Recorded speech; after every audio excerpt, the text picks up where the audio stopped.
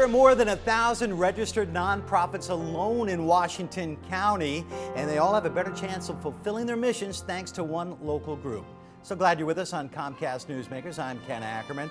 Please welcome Felicita Monteblanco. She is with the Washington County Nonprofit Network. Thanks for being with us. Thanks, Ken. So in short, you're a nonprofit that helps other nonprofits succeed. Yes. So we support Washington County nonprofits. We provide the training, peer learning opportunities, and networking opportunities that these nonprofits need to be successful. Our goal is to provide capacity building supports to ensure that they can fulfill their missions and continue the critical work that they do every day.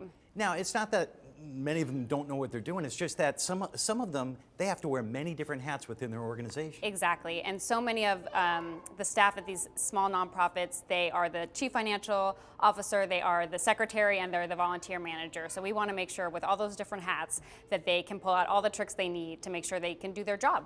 So many of the nonprofits, and you're going to name a few that you work with, are more direct care service nonprofits? Yes. So there's, like you said, tons of nonprofits in Washington County. A couple examples of the ones that typically attend our events are Adelante Mujeres, Virginia Garcia Medical Center, the Aloha Community Library, Cedar Mill Community Library, Tuesday Marketplace, the Washington County Museum. That's just a sample of some of the great organizations that attend our events and benefit from the workshops that we provide. And your group puts on the events, and sometimes you go outside of your group to bring people in. Correct. We have lots of partnerships, for example, with the Willamette Valley Development Officers and the Nonprofit Association of Oregon, and we bring their workshops to the Beaverton-Hillsboro area, which is much more accessible for individuals who are serving Banks, Cornelius, Forest Grove. So we're really excited to have those partnerships in place and bring excellent workshops to the area. So are they workshops throughout the year, or do you have scheduled classes as well? So we have workshops throughout the year on all different topics. We're really excited. We're doing a grant review one in the spring, but we often do fundraising, board development, fiscal management, and these are the things that our audience wants to hear and learn about.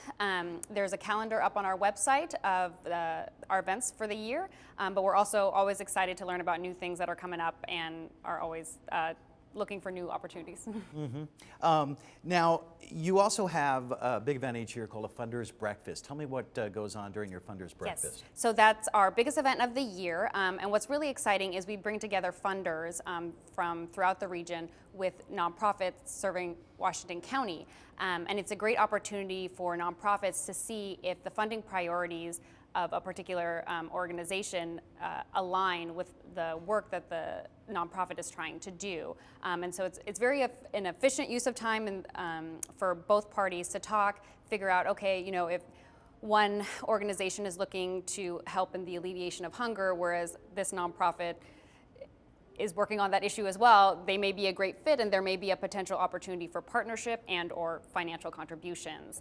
So it's really exciting. We had over 80 nonprofit staff last year attend, and we had great funders attend, including New Seasons, Pacific Continental, McDonald Jacobs, Kaiser Permanente, and Providence.